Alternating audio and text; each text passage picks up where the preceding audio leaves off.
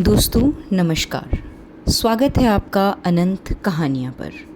हम सुन रहे हैं कलम के सिपाही कहे जाने वाले श्री मुंशी प्रेमचंद के कहानी संग्रह मानसरोवर में संकलित कहानियाँ। आज की हमारी कहानी है बेटों वाली विधवा। यह एक मार्मिक सामाजिक कहानी है जो विधवा फूलमती के जीवन के इर्द गिर्द घूमती है। कहानी में बताया गया है कि कैसे पति की मृत्यु के बाद संपत्ति और सुख की चाह में फूलमती के बेटे उसे दरकिनार कर देते हैं और एक आत्मनिर्भर माँ असहाय उपेक्षिता बनकर रह जाती है।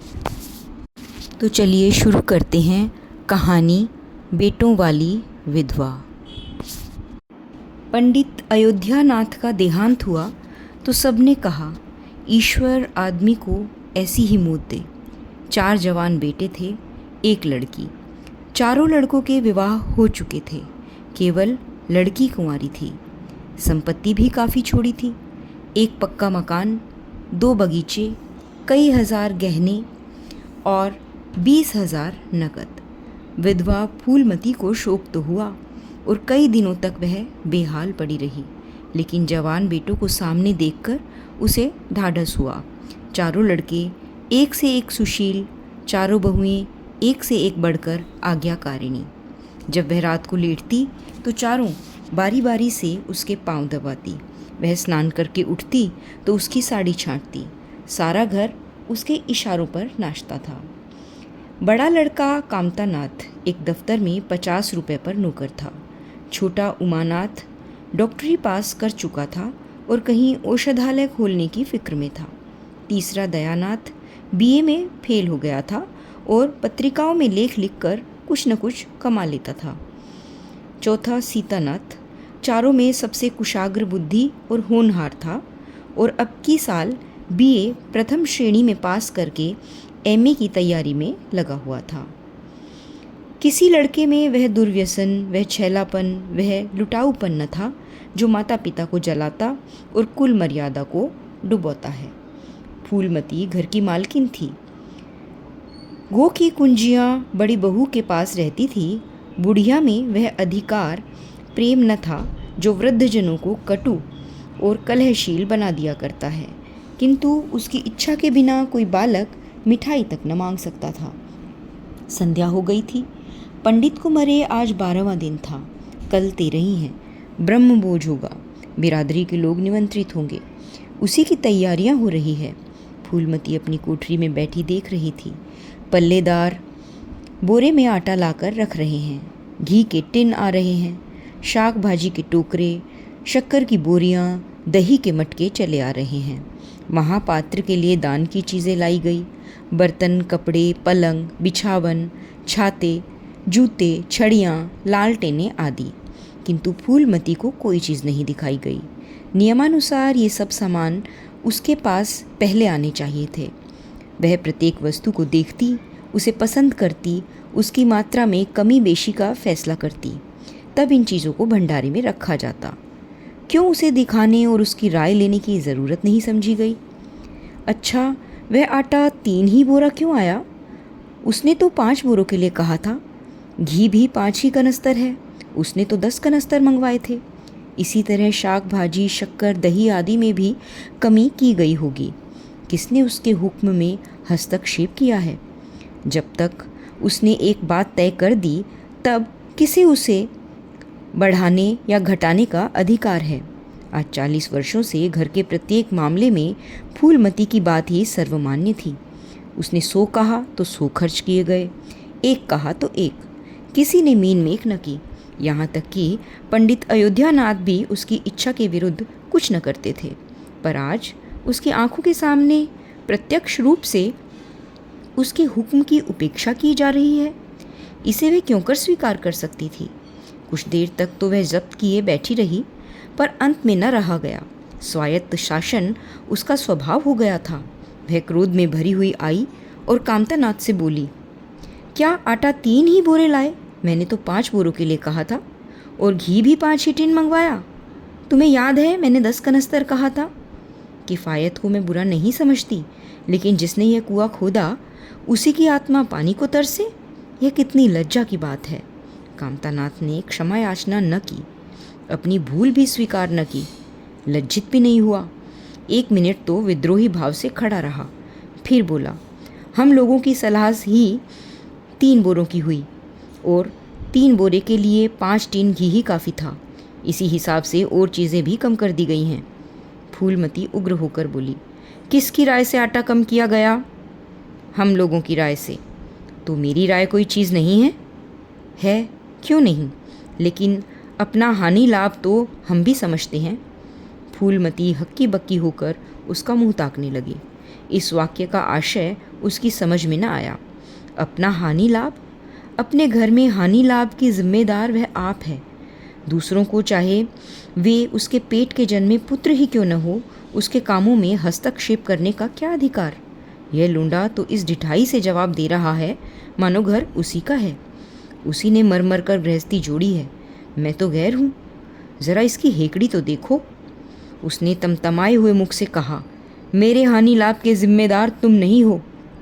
मुझे अख्तियार है, जो उचित समझूं वह करूं। अभी जाकर 2 बोरे आटा और 5 टीन घी और लाओ, और आगे के लिए खबरदार जो किसी ने मेरी बात काटी। अपने विचार में उसने काफ़ी तंबीह कर दी थी। शायद इतनी कठोरता अनावश्यक थी। उसे अपनी उग्रता पर खेद हुआ। लड़के ही तो हैं, समझे होंगे कुछ किफ़ायत करनी चाहिए। मुझसे इसलिए न पूछा होगा कि अम्मा तो खुद हर एक काम में किफ़ायत करती है। अगर इन्हें मालूम होता कि इस काम में मैं किफ़ायत पसंद न करूँगी तो कभी इन्हें मेरी उपेक्षा करने का साहस न होता। यद्यपि कामतानाथ अब भी उसी जगह खड़ा था और उसी भावभंगी से ऐसा ज्ञात हो रहा था कि इस आज्ञा का पालन करने में वह उत्सुक नहीं। पर फूलमती निश्चिंत होकर अपनी कोठरी में चली गई। इतनी तंबीह पर भी किसी को उसकी अवज्ञा करने का सामर्थ्य हो सकता है, इसकी संभावना का ध्यान उसे आया भी नहीं। पर जो जो समय बीतने लगा उस पर यह हकीकत खुलने लगी कि इस घर में अब उसकी वह हैसियत नहीं रही जो 10-12 दिन पहले थी। संबंधियों के यहाँ नेवते में शक्कर, मिठाई, दही, अचार आदि आ रहे थे। बड़ी बहू इन वस्तुओं की स्वामिनी बनी हुई उसे स्वामिनी भाव से संभाल कर रख रही थी। कोई भी उससे पूछने नहीं आता था। बिरादरी के लोग जो कुछ पूछते हैं कामतानाथ से या बड़ी बहू से। कामतानाथ कहाँ का बड़ा इंतज़ामकार है, रात दिन भंग पिए पड़ा रहता है, किसी तरह रोध होकर दफ्तर चला जाता है, उसमें भी महीने में 15 नागों से कम नहीं करता। वह तो कहो साहब पंडित जी का लिहाज करता है, नहीं तो अब तक कभी का उसे निकाल देता। और बड़ी बहू जैसी फूहड़ औरत भला इन सब बातों को क्या समझेगी? अपने कपड़े लत्ते तक तो जतन से रख नहीं सकती, चली है गृहस्थी चलाने। भद होगी और क्या। सब मिलकर कुल की नाक कटवाएंगे। वक्त पर कोई न कोई चीज़ कम हो जाएगी। इन कामों के लिए बड़ा अनुभव चाहिए। कोई चीज़ तो इतनी बन जाएगी कि मारी मारी फिरेगी, और कोई इतनी कम बनेगी कि किसी की पत्तल पर भी न पहुँचेगी। आखिर इन सबों को हो क्या गया है? अच्छा, बहू तिजोरी क्यों खोल रही है, वह भी मेरी आज्ञा के बिना? वह तिजोरी खोलने वाली कौन होती है? कुंजी उसके पास अवश्य है, लेकिन जब तक मैं रुपए न निकलवाऊँ तिजोरी नहीं खुलती। आज तो वह इस तरह खोल रही है मानो मैं कुछ हूँ ही नहीं। यह मुझसे बर्दाश्त न होगा। वह झमक कर उठी और बहू के पास जाकर कठोर स्वर में बोली, तिजोरी क्यों खोलती हो? मैंने तो खोलने को नहीं कहा। बड़ी बहू ने निसंकोच भाव से उत्तर दिया, बाजार से सामान आया है तो दाम न दिया जाएगा? कौन चीज़ किस भाव में आई है और कितनी आई है यह मुझे कुछ नहीं मालूम। जब तक हिसाब किताब न हो जाए रुपए कैसे दिए जाएं? हिसाब किताब सब हो गया है। किसने किया? अब मैं क्या जानूं किसने किया? जाकर मर्दों से पूछो। मुझे हुक्म मिला, रुपए लाकर दे दो, रुपए लिए जाती हूँ। फूलमती खून का घूंट पीकर रह गई। इस वक्त बिगड़ने का अवसर न था। घर में मेहमान, स्त्री पुरुष भरे हुए थे। अगर इस वक्त उसने लड़कों को डांटा तो लोग यही कहेंगे कि इनके घर में पंडित जी के मरते ही फूट पड़ गई।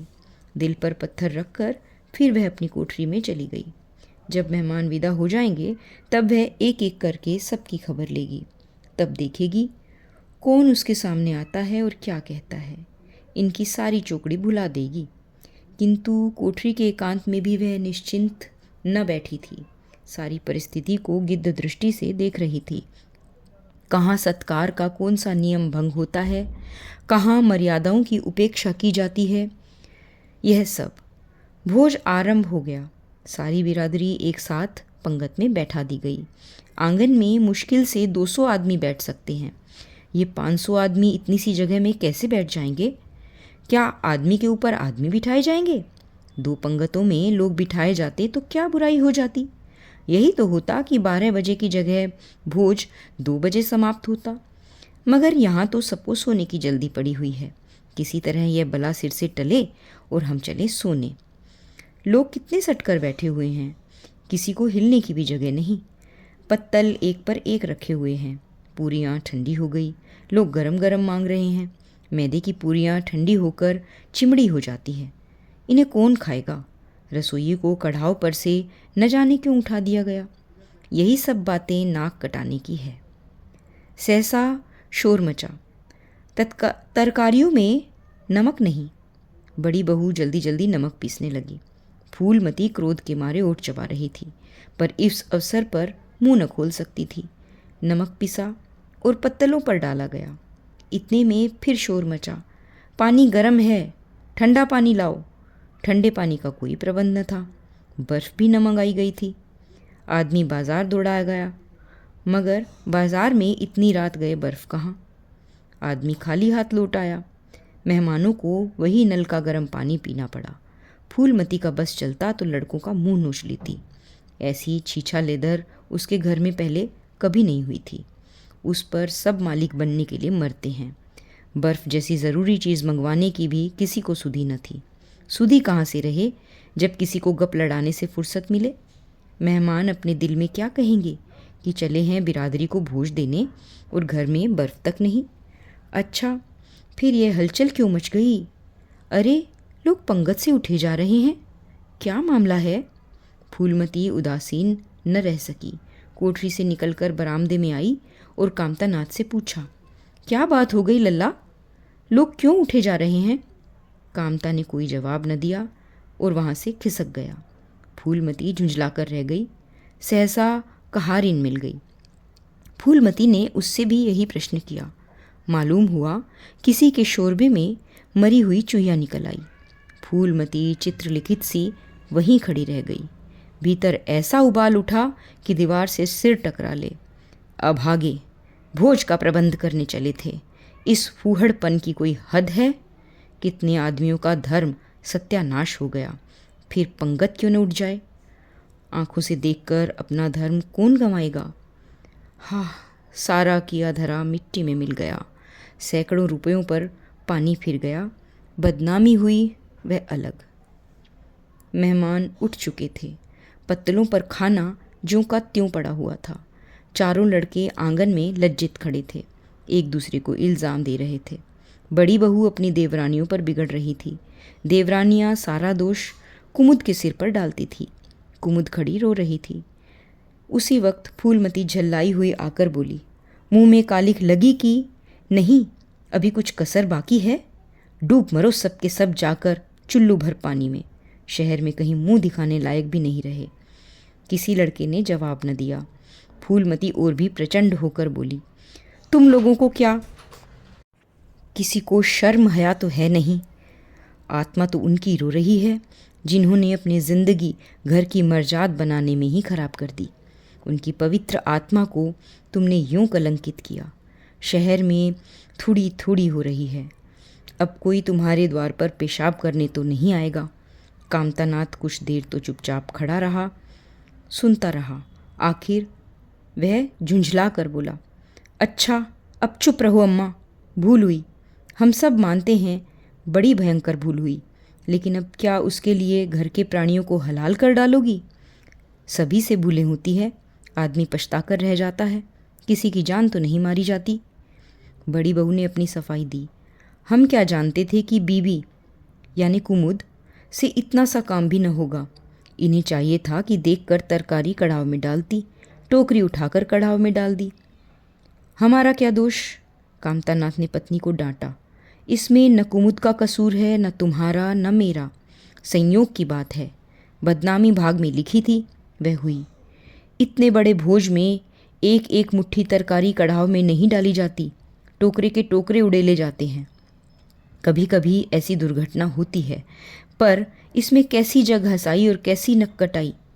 तुम खामखा जले पर नमक छिड़कती हो। फूलमती ने दांत पीसकर कहा।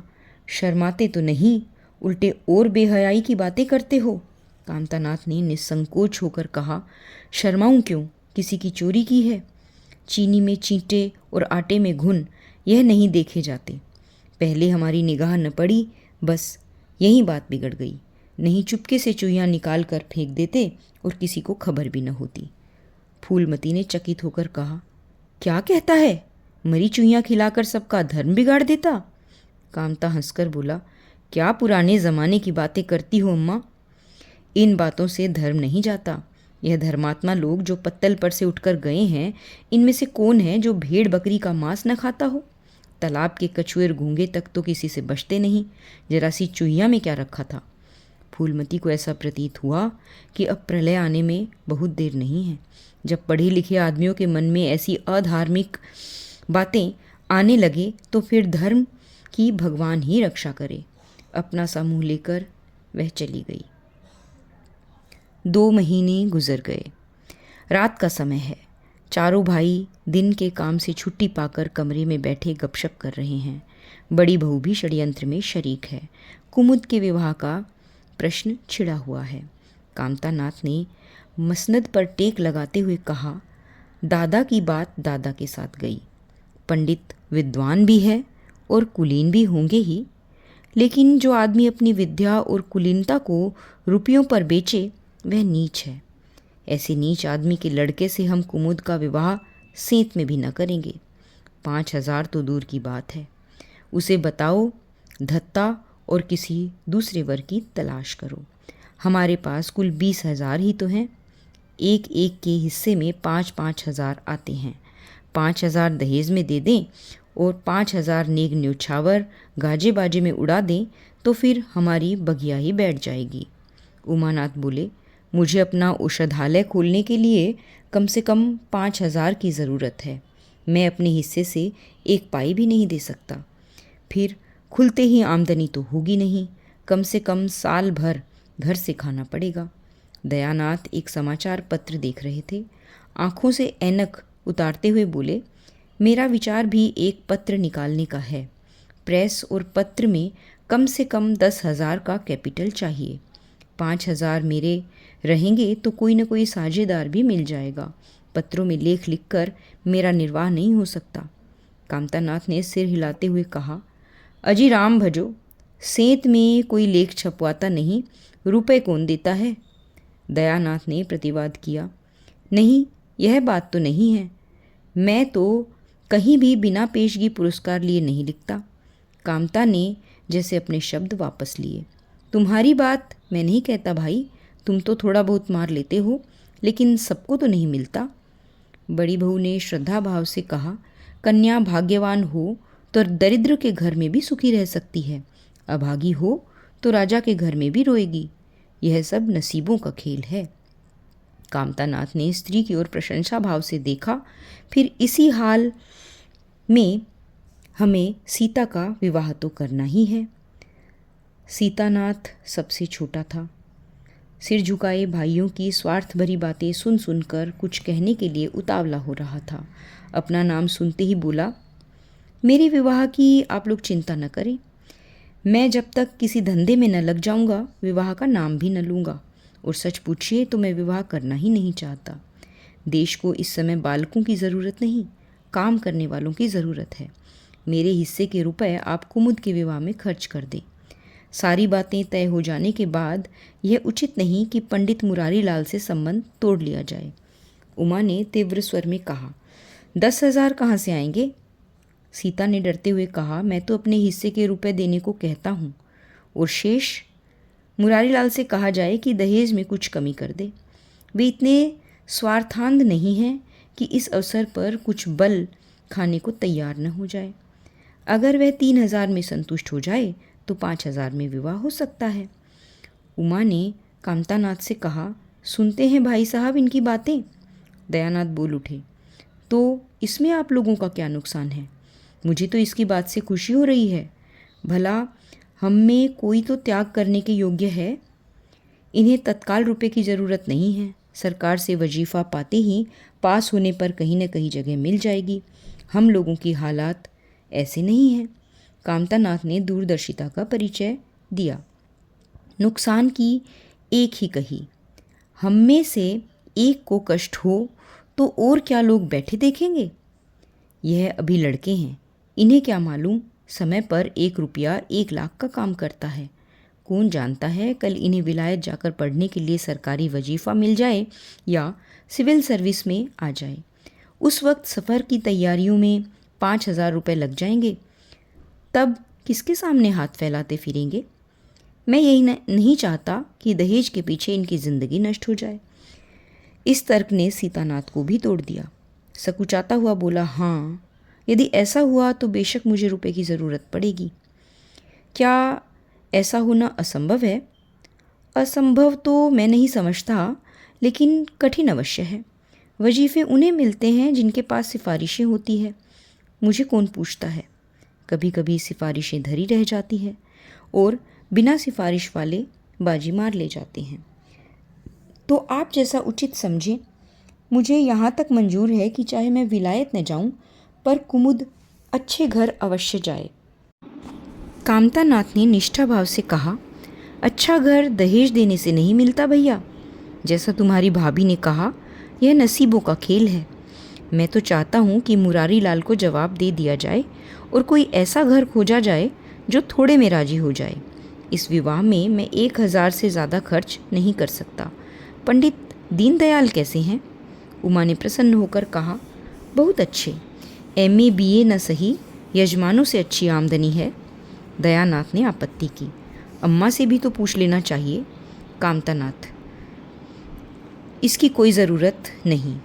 बोले, उनकी तो जैसे बुद्धि ही भ्रष्ट हो गई है। वह पुराने युगों की बातें करती है। मुरारी लाल के नाम पर उधार खाए बैठी है। यह नहीं समझती कि वह ज़माना नहीं रहा। उनको तो बस कुमुद मुरारी पंडित के घर जाए, चाहे हम लोग तबाह हो जाएं। उमा ने एक शंका उपस्थित की, अम्मा अपने सब गहने कुमुद को दे देगी, देख लीजिएगा। कामतानाथ का स्वार्थ नीति से विद्रोह न कर सका। बोले, गहनों पर उनका पूरा अधिकार है। यह उनका स्त्रीधन है, जिसे चाहे वह दे सकती है।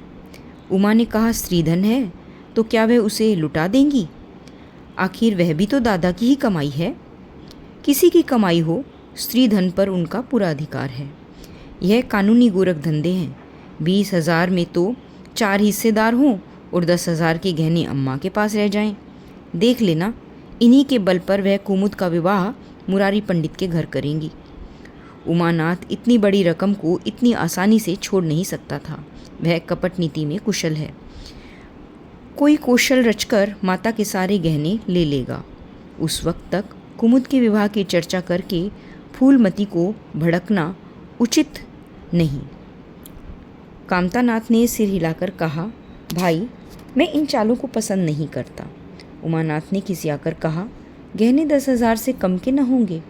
कामता अविचलित स्वर में बोले, कितने ही के हों, मैं अनीति में हाथ नहीं डालना चाहता। तो आप अलग बैठिए। हाँ, बीच में भांजी न मारिएगा।